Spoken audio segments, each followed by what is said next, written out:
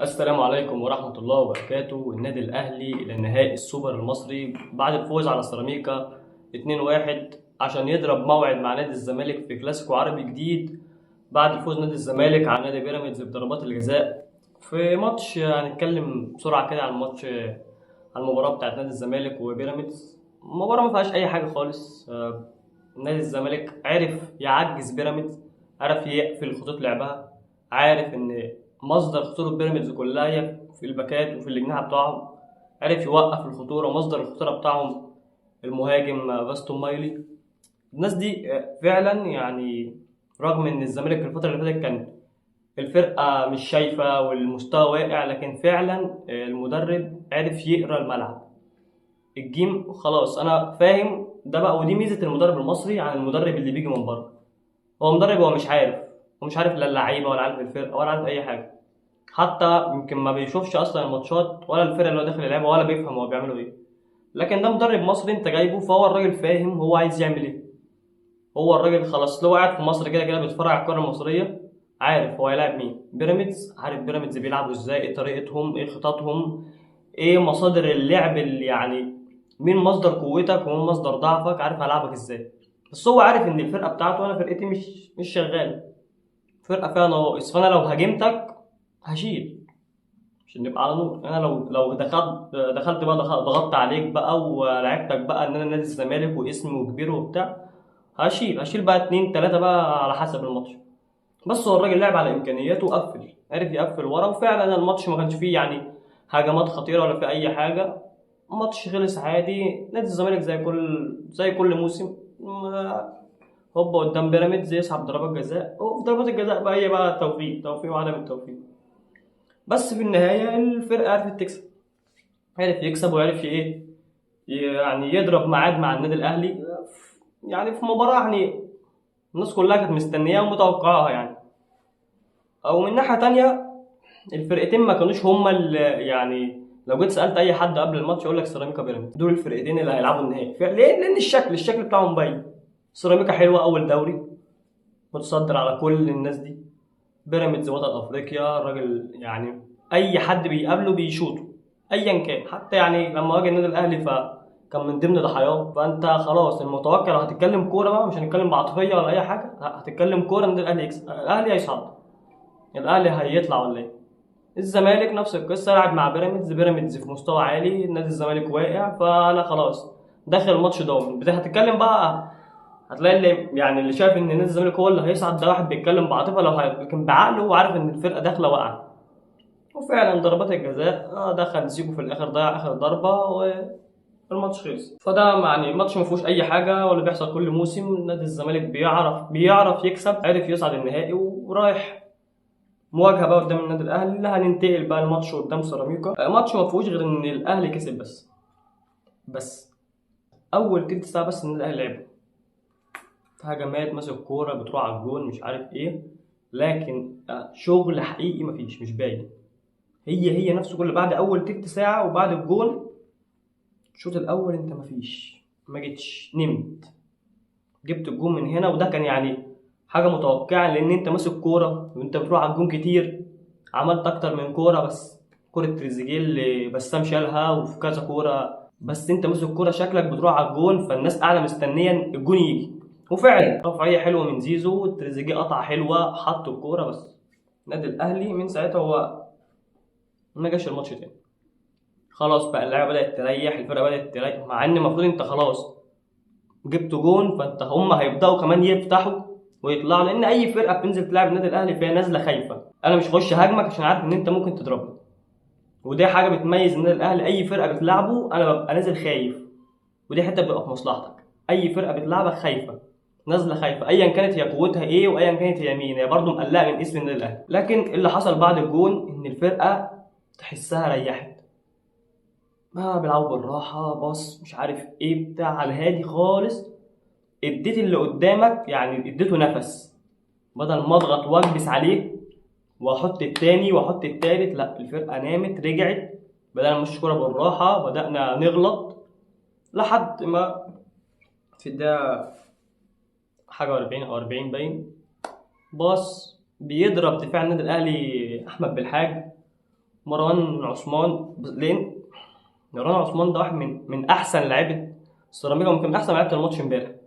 لاعب سريع، لاعب جريء، بيخش وبيرقص وبيشوط وبيعمل كل حاجه. الراجل كره اتلعبت له في مساحه، الشناوي طلع حطها من فوق بمنتهى الهدوء بصراحه، شالها شيلت معلم عشان يسجل في هدف التعادل في وسط غفله دفاع النادي الاهلي. ضربه جون بقى خلاص معتاد. انت عارف ان انت لو خلاص مش هتجيب جون، عارف ان انت يعني الناس قاعده مستنيه الجون اللي يجي، لان انت خلاص انت سلمتهم الكوره وانت اصلا دفاعك مفيش، دفاعك واقع. دفاعي واقع. انا الطبيعي ان انا بلعب دفاع قدام فرقه، فانا عارف ادافع. الفرقه اللي بتبقى نازله تلعب دفاع ببقى مقفل، فانا عارف ادافع. عشان كده فانا سايب الكوره اللي قدامي يهاجم عليها وقت هاجم براحتي، لكن انا سايب لهم الكوره وانا خط دفاعي تايه. الناس بتتحرك غلط. ياسين امبارح طلع في الكوره، طلع ضغط نص الملعب ضغطه غلط، فتح وراه مساحه بقى، الحته اللي هو فيها فضيت. هاني عبال ما ضم كان مروان عثمان حطه في ظهره وحط الكوره من فوق الشناوي. خلص الشوط الاول. الشوط الثاني نفس القصه. المشكله هنا ان انت برضو مش لاقي طريقه لعب، مش شايف جمل قدامك في الملعب. يعني انا عايز اقعد اتفرج احس ان في جمل، ان انا بخش بتمرن بعد الماتش ده بلاقي غلطات كتير، فانا باخد الناس دي في التمرينات بنحاول نصلح. لكن احنا اللي الناس شايفاه ان مفيش تصليح، هو نفسه كل ماتش. احنا حتى انا قلت لو النادي الاهلي خد البطوله هيبقى واخدها اللي هو واخدها باسمه مش بلعب. لو هتيجي تتكلم امبارح الفرقتين اللي يعني لو هنقول مثلا الفرقتين اللي ما يستحقوش يلعبوا نهائي هم اللي راحوا. الفرقتين اللي ادائهم واقع، يعني يعتبر اسوأ ادائين للفرقتين اصلا، هم الاثنين صعدوا راحوا لعبوا نهائي. بس راحوا لعبوا، يعني انا راح العب باسمي، لكن الاثنين ما بيلعبوش كوره. ان كان الاهلي او الزمالك الاثنين ما فيش كوره. ده عرف يلعب واحد ان انا هدافع قدامك واروح العب ضربات جزاء، وضربات الجزاء بقى وحظها. حتى بيراميدز كان ممكن يخطف كوره قدام الزمالك كده، كام كوره بس عدت. انت والناحيه الثانيه قدام سيراميكا الناس قاعده مستنيه، ويمكن بعد الجون اصلا اللي سيراميكا جابه جت واحده كده لاسلام عيسى كانت اوفسايد، بس بيوريك قد انت دفاعك مضروب بيتضرب بسهوله، قد انت فرقتك واقعه لدرجه ان انا ممكن لا اي حد يلعب قدامك هيضربك. اي حد مش فارقه. انت المشكله انت مش رايح تلعب، انت ما بقتش فارقه قدامك انا بلعب مع مين، يعني مش فارق مين الفرقه كبيره بقى او صغيره. لا انا اي حد دلوقتي مثلا اي لاعب بيعرف يجري او بيعرف يباص، لو فرقه فيها واحد بيباصي حلو خلاص هو انت عارف ان في كوره هتروح. امبارح الشناوي شال واحده برده حلوه من فخر لقاي في الشوط الثاني. مفيش، الدفاع واقع. الدفاع واقع. وبعد حتى انت ما جبت الجون الثاني، جون كان حلو الصراحه. جون اتلعبت من مروان لبن شرقي اللي حطها حلو لجراديشار اللي بيحط الجون، اللي جاله واحده بعد الجون اصلا. يعني جراديشار جاله كوره بعد الجون ده تلعب بطريقه مش فاهم. ما لو بالك كده بتكبس كده الجون قدامك الناحيه التانيه بتحط جون، لعبها بشماله طلعها بره رجعها تاني للدفاع. كان عايز يعمل ايه؟ فانت داخل انت فاهم ان مفيش مهاجم. جراديشار الشوط الاول ما جاش، ما ظهرش عندك بره. حتى لما وقع واتصاب فكرت تعمل تبديل، نزلت طاهر، مفيش، نفس القصه. حتى يعني الواحد بيطالب بقى نزل عبد القادر، في ناس عايز تقول لك عبد القادر ينزل يلعب، ينزل ياخد فرصه بتاع. عبد القادر نزل مفيش. نفس القصه برضو. محمد عبد الله قاعد. الراجل نزل لك ماتش المصري انت شايف ان فيه يجي منه. احنا ليه مقعدينه دكه؟ انا مش عارف الراجل ده ليه قاعد دكه. ليه احنا برضو مصممين ان احنا نموت اللاعب؟ انت مصمم تاخد اللاعب تموته. نفس اللي بيحصل مع اغلبيه اللعيبه. شوبير قاعد عندي ما بتفكر في شوبير ده، بتفكر انك تنزل تلعبه ماتش، بيبقى نازل مش فاهم تايه. نازل الماتش مش تحسه ناسي يعني ايه ان انا اقف جون ويصد كوره. نفس القصه محمد عبد الله، الراجل جاي من مونديال الشباب، في روح وفي نفس، والراجل بيأدي. ونزل كمان ماتش المصري ادى وعمل حاجات كتير. وانت شايف واحد جريء بيخش ويرقص وبيلعب بشماله، الحاجه اللي انت اصلا مفتقدها عندك في الفرقه. ما عندكش حد بيلعب بشماله، بس برضه انت مصمم ان انت تقعده. الناس قاعده مستنيه ان النادي الاهلي يضغط على السيراميكا، لان السيراميكا خلاص انت عارف ان هي فرقه مغلوبه، فانا عايزه هضغط. استنى ان انا هاجم، بلاقيك بتنزل بيكهام وبتنزل بن رمضان، بتطلع زيزو وبتطلع بن شرقي. خلاص بلعب دفاع. حتى يعني بيكهام وهو نازل بيشاور له بيقول هنلعب خمسه. هتلعب خمسه دفاع قدام سيراميكا. انت وصلت لمرحله ان انت جبت جونين كسبان 2-1 قدام سيراميكا وانت راجع تدافع، خفت فراجع تدافع. شوف انت واصل لمرحله عامله ازاي. خليك عديت وكسبت السوبر، انت مفيش برضه، انت مستواك واقع. يعني انت خليك عديت السوبر وكسبته، والناس برضه داخله شايفه، يعني الناس محدش برضه متفائل للسوبر ده. النادي الزمالك يعني من حسن الحظ ان انت هتلاعب الزمالك في السوبر، مش هتلاعب بيراميدز. بيراميدز تقيل قوي وتقيل قدامك قوي، وكان هيتعبك قوي قوي، وكان ممكن ياخد البطوله منك بسهوله. لكن الزمالك اهدى شويه. انت وهما يعني الدنيا عندكم بايظه. بس هنا بقى هيكسب اللي فاهم. اللي هيكسب السوبر هو اللي فاهم. اكتر واحد هيفهم الماتش وهيقراه وهيعرف يلعب على اللي قدامه، هو ده اللي هيكسب. انت كده كده لا انت عندك جمل ولا عندك حاجه، بيجي لك العرضيات وحته الركنيات دي برضو اللي حته يعني حاجه تضايق. بيجي لك اكتر من 10 ركنيات مثلا في كل ماتش، مفيش منهم واحده ولا جمله ولا اي حاجه. كور بتجي لك كور ثابته، مفيش يعني. هل مثلا انت ما خدتش بالك ان احنا كل ماتش بيجي لنا كور ثابته وركنيات كتير؟ فانت ما فكرتش مثلا في التمرينات تدرب اللعيبه دي على الجمل دي؟ تدرب مثلا، يبقى مثلا عندك تكنيك معين، مثلا ان الكور الثابته تلعبها بيه، مثلا حد يقرب، حد يقطع، حد يجي يستلم، يطلع من ورا يرفع واحده في ال 18 لاي الناس اللي واقفه. لا، دي حاجه يعني الناس بدات بره بتشتغل عليها على الكور الثابته، لان انت مش ضامن انك يجيلك ضربه جزاء كل ماتش، ولا انت ضامن ان انت يجيلك مثلا فاول من على حدود ال 18 عشان تحط جون وانت اصلا ما عندكش حد بيعرف يشوط فاولات. فانت مش ضامن الكلام ده. لكن اللي مضمون ان انت هيجيلك ركنيه، ان انت هيجيلك كره ثابته، دي حاجه مضمونه. اكيد انت فرقه بتهاجم كتير، فانت هيجيلك ركنيات كتير، وفعلا انت بيجيلك ركنيات كتير. يعني بلس ال10 ركنيات كل ماتش كده، ده حاجه ثابته بتجيلك الركنيات. بس الركنيات ما فيش اي استغلال ليه. كوره زي اي كوره عاديه، كوره الركنيه بتيجي تتلعب غلط، شكرا. يعني لو الزمالك لعب بنفس الدفاع، لو لعب بنفس الطريقه دي قدامك، ان هو يدافع ويلعب على المرتده، انت هتلبس جوان مليون في الميه. عندهم عمرو ناصر لاعب ده حتى يعني ممتاز جدا وبيلعب. انت خط دفاعك وحش. امبارح انت بتلعب خمسة دفاع، وفي 2 من سيراميكا واقفين فاضيين لوحدهم. انت بتلعب عليك هجمه، 5 دفاع من سيراميكا و5 دفاع من الاهلي واقفين مرصوصين، واقفين غلط، وفي 2 من سيراميكا فاضيين.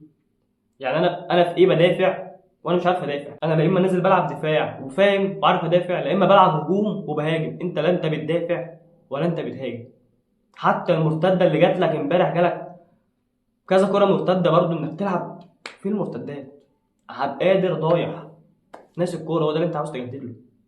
خلاص يا جماعه، احنا قلنا يعني يا ريت الصفقات، يا ريت الصفقات. الناس دي خلاص بقى، طلع طاهر وعبد القادر والناس دي، طلع. انا ما بتلعبش، طلع قفشه ده ما بتلعبوش، طلعه. انت سايب الناس زحمه لك الفرقه ليه؟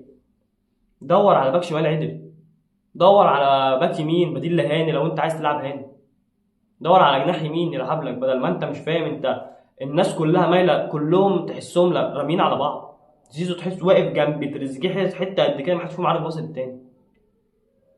نص الملعب بتاعك فين صانع اللعب؟ مفيش صانع لعب صريح. نفس المشكله، عامل تخمه في مركز، وعندك كذا مركز اساسي مفيش فيهم لعيبه، مفيش فيهم لعيبه اساسيين ليهم للمركز ده. فانت دلوقتي نهائي سوبر قدام الزمالك، فرقه مش هقول لك واقفه على رجليها وتخش تكسبك وتموتك، بس انت بادائك ده اي فرقه هتعمل عليك هجمات وتروح عليك بالجون. يعني انت هتلعب مع اي فرقه ايا كانت بقى، فيها لعيبه ما فيهاش لعيبه، كبيره صغيره، هم هيروحوا على الجون بتاعك. وعدت مره وما جاتش، المره مش هتعدي. اديك شفت خط دفاعك امبارح شوربه، يعني في ضربه جزاء جت على مرتين والحكم يعني دي. لو كان امبارح نادي الزمالك خرج، خلاص بقى كنت الاسبوع ده كله بقى جمهور الزمالك بيتكلم على الكوره دي. خلاص هم حرفيا، هو خلاص ما بقاش يبقى وراهم اي شغلانه غير الكوره. ضربتين الجزاء، ضربه الجزاء اللي جت في ايد واحده، جت في ايد ياسين، والتانيه جت في ايد كوكا. حتى جوه بيقول له خبط في رجله وجت في ايدي. هيحسبها. انا مش عارف يعدي ازاي، حتى يعني لو بتاع الكوره مش هتتحسب، بتاعت ياسين تتحسب. ضربه جزاء مليون في الميه، عدت منك وانت نفدت. عشان بس ايه، محدش يقول لا دي مش ضربه جزاء والكلام دون. هتكلم كوره، انت فريقك واقع في وسط ان الفرقه واقعه. انت محتاج في اي بطوله ولا اي حاجه تفرح بيها الجمهور لحد ما الدنيا تتظبط، لان انت واقع خالص والفرقه واقعه والمستويات واقعه والاصابات اللي بتتجدد كل شويه واللعيبه اللي بتقع، كل ما لاعب يقع اصابه. مفيش لاعب بيقع ويقوم، اللي بيقع بيتصاب. جراديشار امبارح وقع شد طلع. بس ده بقى حاجه، دي بقت قاعده عندك ان انت كل ماتش بيطلع لك لاعب، كل ماتش يبقى فيه اصابه حد بيطلع. برضو دي حاجه مش مفهومه.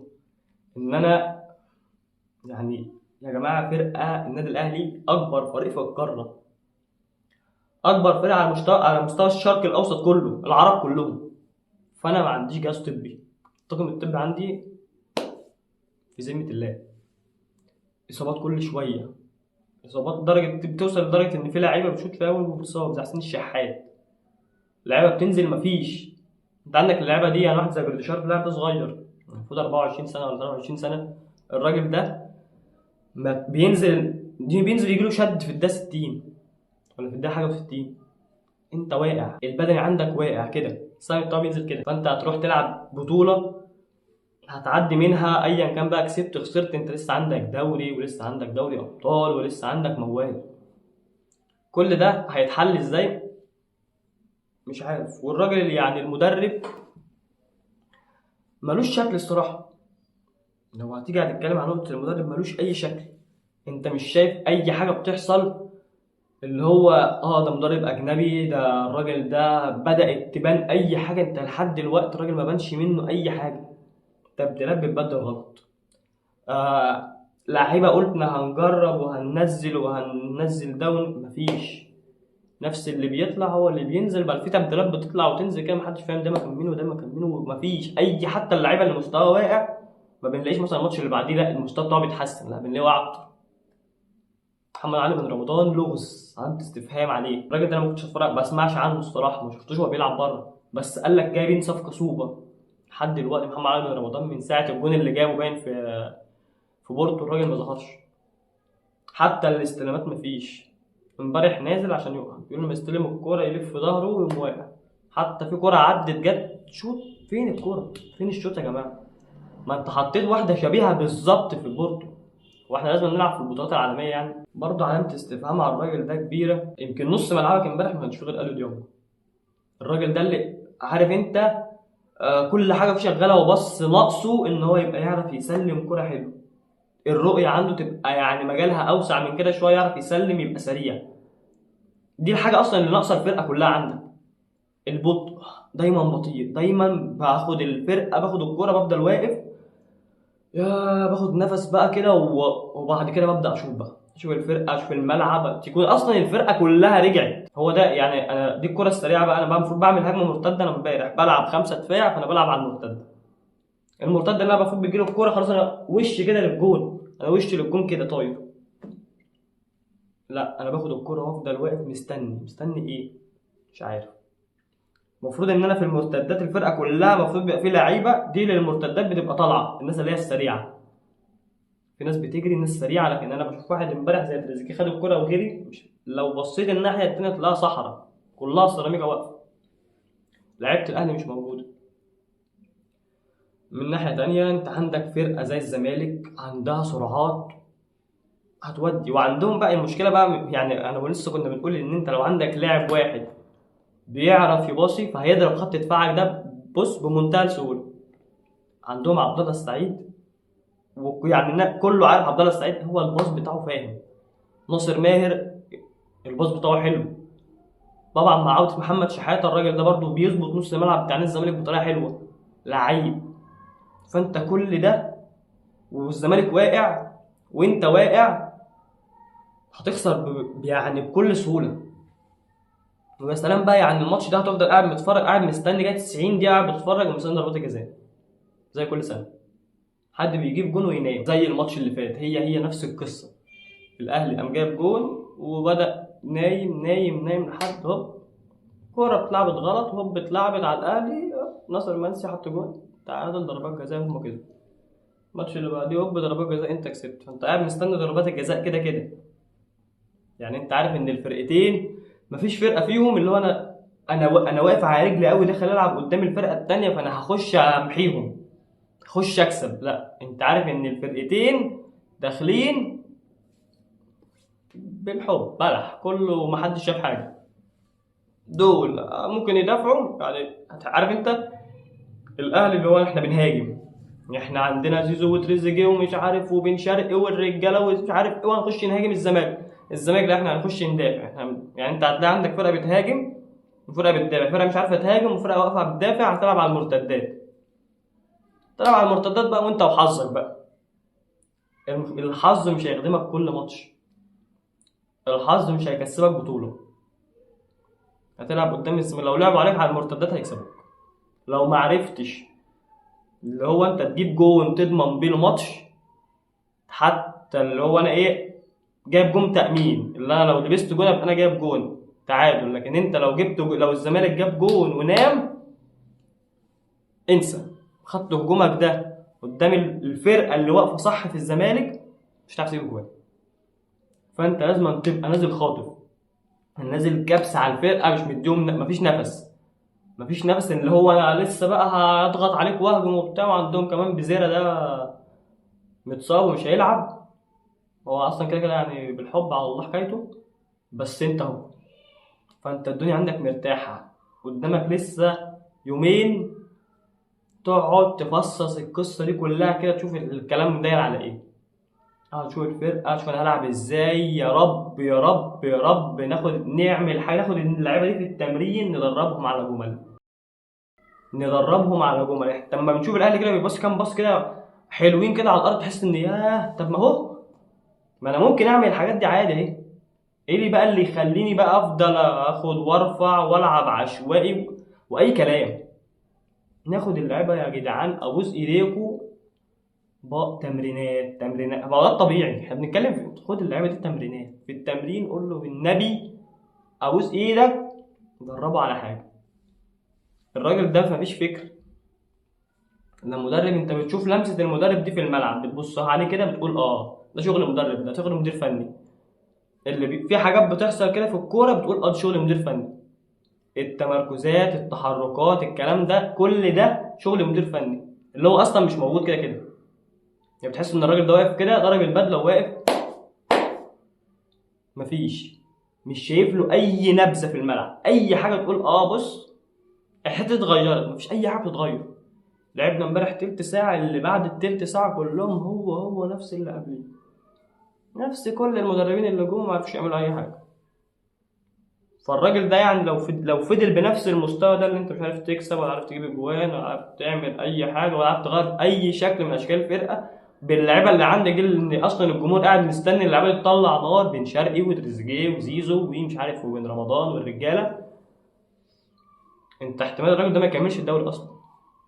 احنا عمالين نغير في مدربين، وبرضه فكره المدربين المصريين اللي احنا مش عايزين نبص حتى عليهم. اديله يا عم الثقه، هاته، مش هتخسر حاجه، ما انت كده كده خسران اصلا. ما هو انت بتجيب مدرب اجنبي بيجي يطلع ضايع فما بيعملش حاجه، فضايع بضايع بقى. ما انت شايف المدربين المصريين بيجوا يقروا الفرقه ازاي وبيفهموا الدنيا. حتى لو الفرقه واقعه انا بعرف اعمل كام حاجه كده اخلي الدنيا تصحى. انا بعرف اشغل اللعيبه دي. اصل لما مصري مع مصري بقى انا هعرف اجيبه. لكن الراجل بتاع بره ده لحد دلوقتي اصلا تلاقيه ما يعرفش اسامي اللعيبه، وبتعدي كده بالحب مع الجهاز الفني برضه ما فيش. الناس دي كلها يا جماعه مش لعيبه كوره. يعني ربنا يستر ربنا يستر ربنا يستر. ماتش هيبقى مش سهل خالص، مش هيبقى صعب زي ماتش بيراميدز، بس برضه ماتش مش سهل.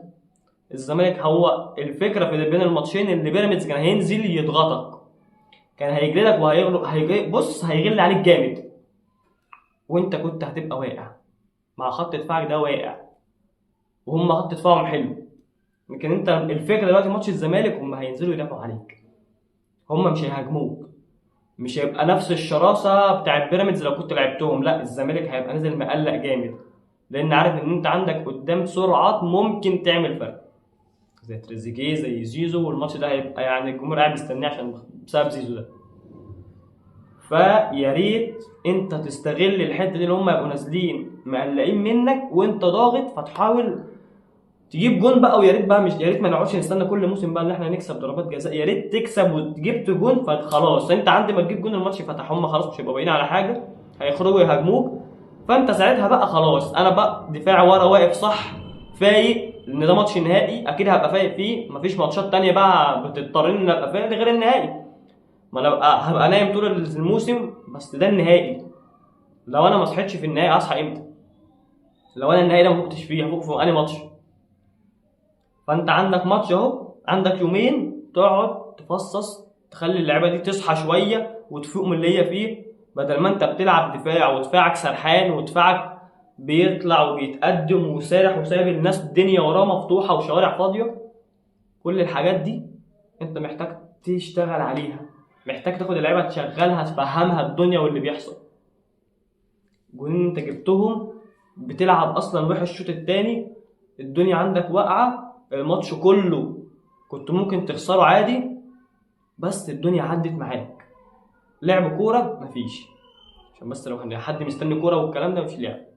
لو انت بقى شفت لعب دي بتاع يعني اكيد شفت ماتش تاني، لكن لعب كوره زي اللي احنا يعني قاعدين مستنينها مفيش. جمل وخطط والحاجات دي ومش عارف ايه وكروسات ابيض، انت عندك الدنيا واقعه. فيا ريت يا ريت يا ريت زي كل مره الانطلاقه تبقى من اللي جاي.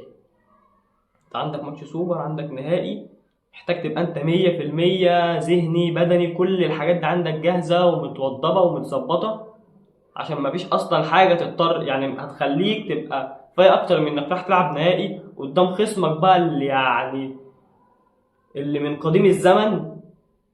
وخلاص ماتش جمهوري، جماهير هنا وجماهير هنا، هيبقى ماتش كوره.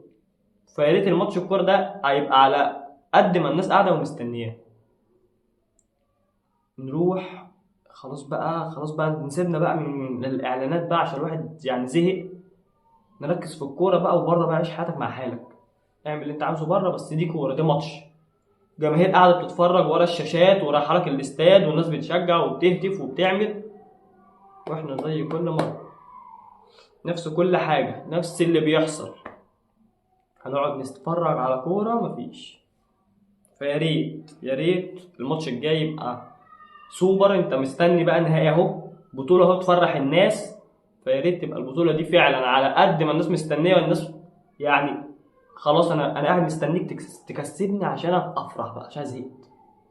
مش شايف نفسي تاني دوري ولا تالت دوري وفوقيه سيراميكا، يعني حتى مش الزمالك، والزمالك مش فايق، كله واقع، وانا يعني المفروض ان لما يبقى كله واقع انا ابقى فايق بقى، انا التوب بقى، فانا راكب بقى الناس دي كلها. لا انا واقع انا كمان معاهم، محبش حد يبقى ايه واقع وانا ابقى صاحي، لا كلنا واقعين كلنا قايمين. ف يا رب يا رب يا رب المدرب يبدا يبقى فيه فكر، ويبقى فيه حاجه تتشاف في الملعب، نقول ان الراجل ده بدا يشتغل على الفرقه، بدل ما احنا حاسس ان اللعيبه بتطلع من الملعب يروحوا يناموا ومفيش تمرينات ومفيش تدريبات ومفيش اي حاجه. عندك يومين، خد فرقتك، اقفل بقى على نفسك، ويا ريت نتدرب على اي حاجه مفيده، عشان ده ماتش الفرقتين واقعين والاتنين بيشمشموا على اي حاجه، يعني اللي هيكسب هيمسك التاني يسلخه. عاد بقى لحد بقى ما نشوف بقى الدوري يخلص سنه كام بقى، اللي هيكسب هيسلخ التاني مش هيحله، تحفيل بقى لحد اخر السنه لحد ما الدنيا تقوم.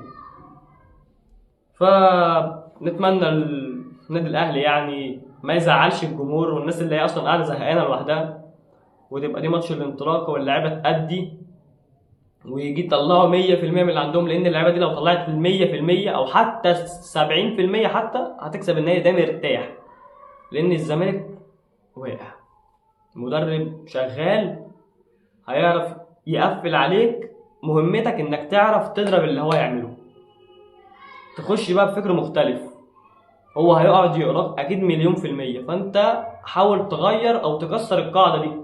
هو انت فهمت حاجه، انا اخش لك بحاجه تانية خالص، كده كده اصلا مفيش حاجه انت بتقدمها، يعني هو مش هيفهم حاجه، عاوز يتفرج مش هيفهم حاجه، هيلاقي مفيش حاجه اصلا مفهوم، بيلعبوا كوره عادي بالحب. فانت يبقى عندك حاجه تظهرها في الماتش ده تكسب بيها بس. ويعني ربنا يكرم وربنا يوفقنا بقى في السوبر ده ان شاء الله يوم الاحد. نتمنى التوفيق للنادي الاهلي، ويا رب تكون بطوله جديده تتضم لدولاب النادي الاهلي وتبقى بطوله تفرح الجمهور. ولو عجبتك الحلقه اعمل بقى لايك واعمل سبسكرايب وبتاع. سلام.